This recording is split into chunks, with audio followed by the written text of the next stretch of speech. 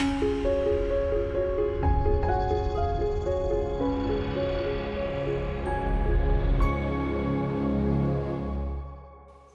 have every reason in the world to tell you that gun reform is the answer to stop school shootings.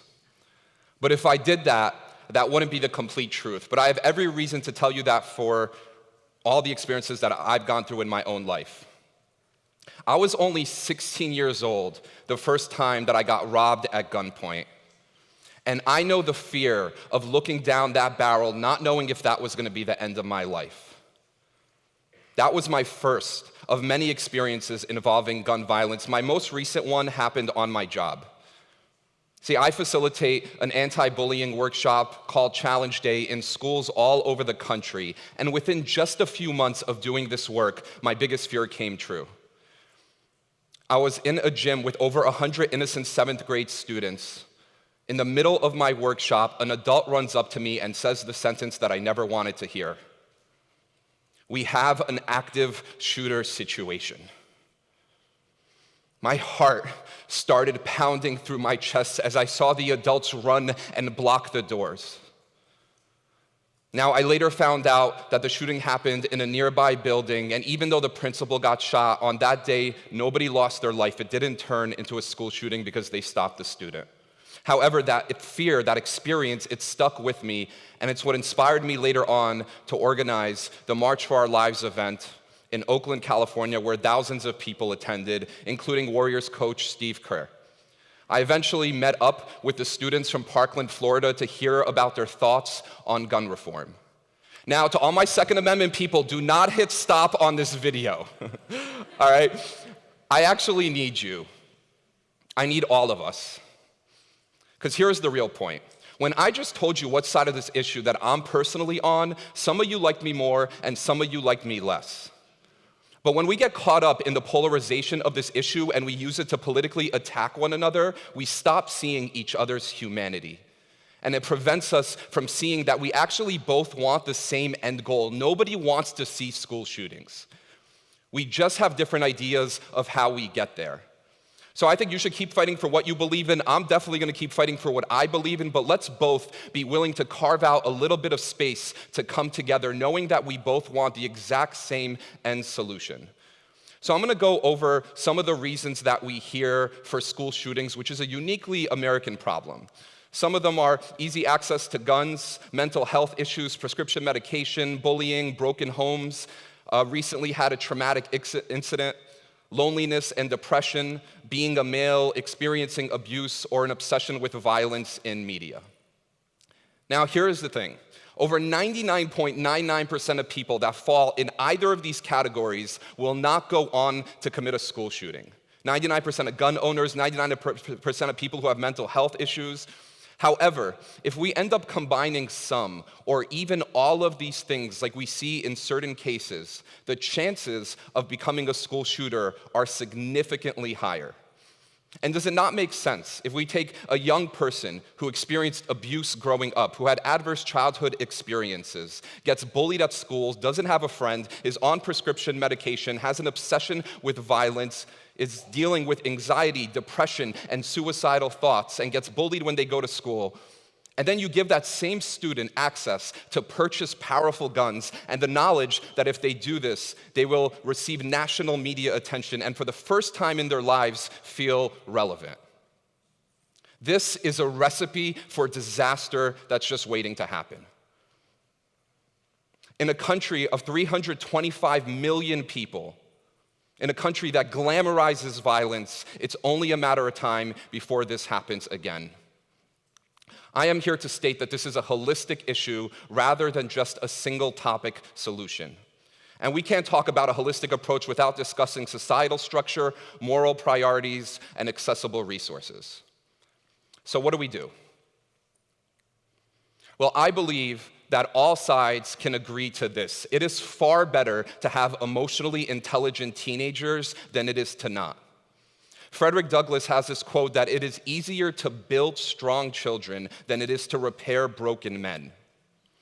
And in the spirit of that, I believe that empathy and mindfulness training should be required in all schools, period. Because what we're learning is that once schools implement anti-bullying workshops, especially those that focus on empathy, we see an increase of empathy in the school climate. Where there is empathy, there is more connection. When there is more connection, there is less loneliness, and loneliness is the common denominator for all school shooters, including what we saw here in Ocala. When they asked him what was his inspiration, what made him do that shooting, he said, "Because I felt alone." Now, I want to be clear. Implementing this doesn't mean that we will never see a school shooting again, but that's true for all those single topic solutions that we saw earlier. So why am I choosing this one in particular to focus on? For two reasons. One, it's something we can all agree on and implement.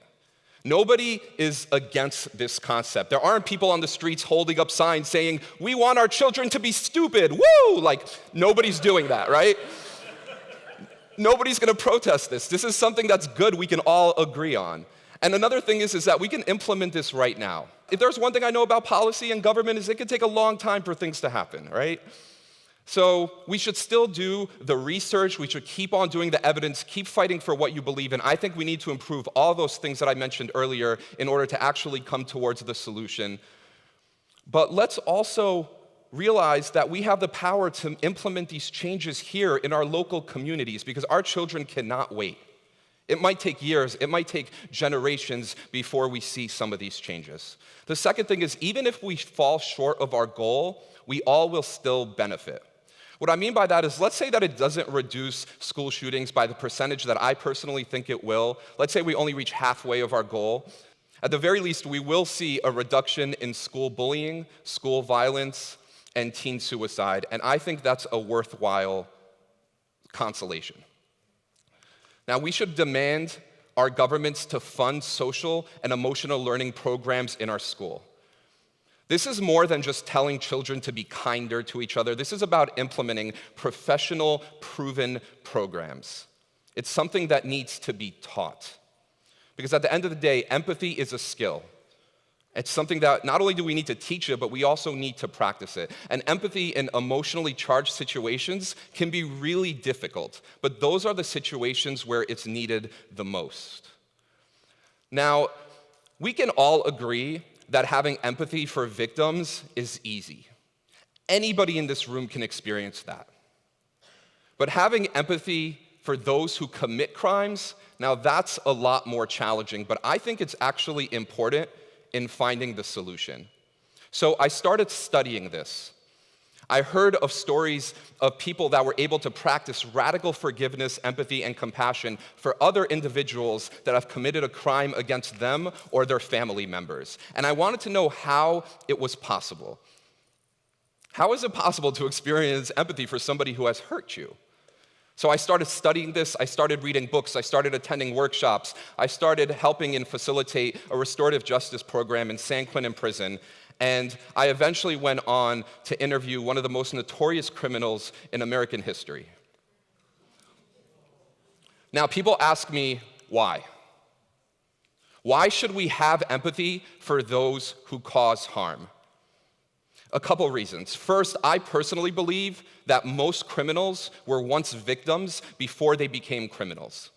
Victims of a mind that didn't develop in a healthy way, victims of a childhood that they didn't choose, victims of being born in a society that doesn't give them the emotional tools to deal with whatever it is that they're going through. But the second thing that I think is even more important is that if we can have empathy for those who commit crime, then we can understand them more. And if we can understand them, we can reverse engineer what took them to that point in their lives. And then we can use that data to make changes in our society to make sure that this never happens again. Now, I want to be clear, having empathy does not mean justification, and it doesn't even mean forgiveness. It simply means understanding. It doesn't make what they did okay by any means. I think we can all agree that having more empathy and more love and more understanding and more compassion is always better than having less. So right now, we're going to do an experiment. This next part might be challenging for some people. I'm going to ask you to try to push through that and get into the place in your heart that can be extremely empathetic. What I'm going to do is I'm going to play some audio clips, And as you listen to each audio clip, ask yourself in silence, what is this young person wanting to feel? All the kids in school will run in fear and hide. When I hear that, I think that he wants to feel power. From the wrath of my power, they will know who I am. You will all see, you will all know who my name is. What does he want to feel then? Significance. Feeling I am like they nothing, belong. I am no one. My life is nothing and meaningless. So clearly he has a low level of self-worth. I live a lone life, live in seclusion and solitude. So on a daily basis, in his reality, he feels like he doesn't belong. Like it's him versus the world. Doesn't have one friend. I had enough of telling me that I'm an idiot and a dumbass. So now I wonder who gave him these messages. Maybe he heard it at home. Maybe he heard it when he went to school. My love for you, Angie, will never go away. I hope to see you in the afterlife. Now this is a really interesting way to end this video. That right before he's about to commit a horrendous act that he would think of mortality and love, suggesting that underneath all of that darkness, maybe there was a tiny thread of potentiality that just needed to be nurtured. Who knows? But when I hear those audio clips, what I hear is a call for empathy from somebody who is in a lot of pain.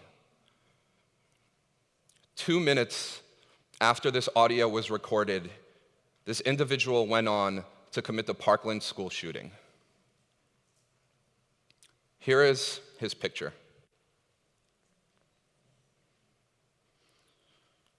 Now, I'm showing you a picture of him as a child for a reason.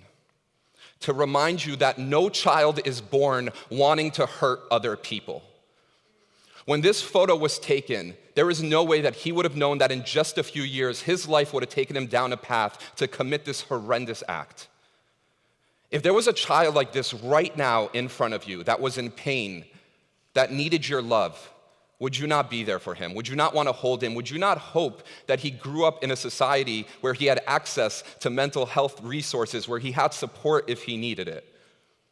Our job as a society is to figure out what would take somebody from this innocent child to what we just heard. If we can do that, I believe that we can put a stop to school shootings. I currently live just a few minutes away from Columbine High School. Right after the shooting happened there, my organization went in there and we led an anti-bullying workshop, an empathy building workshop for that grieving community. And at the end of it, one of the friends of the shooters stood up, grabbed the microphone, and said, if Dylan experienced this day, there is no chance that he would have done what he did. I've seen time after time, week after week, students that were planning on taking their own lives that night, by the end of one day of having empathy training, realize that their lives matter and that they are not alone. I have seen transformations happen through just one day of doing this work. And I think that the reason that it works is because it fulfills that human desire to feel like we belong. Now, here's one more connection that I see between empathy and school shootings. I can bet that there isn't one person in this audience who can give me the name of a female school shooter. This is a predominantly male issue. And according to the United Nations, 96% of the homicides that are committed around the world are done by men. And we need to figure out why that is.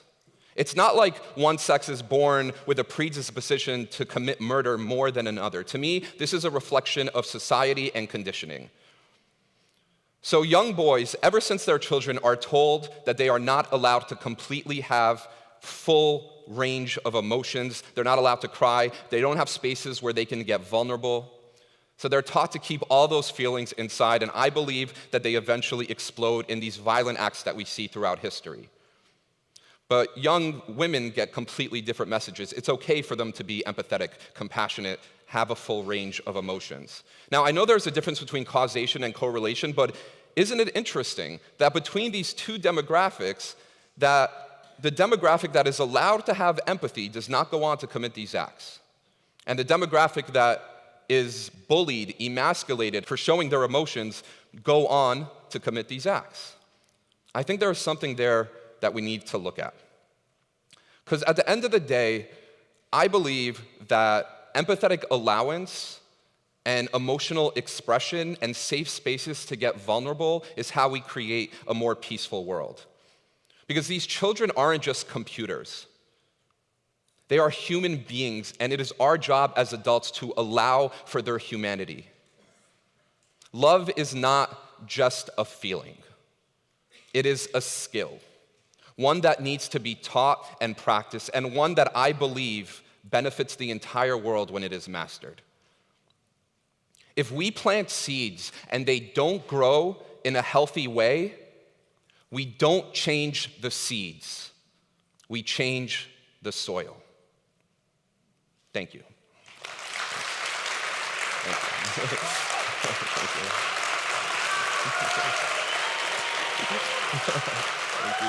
Thank you.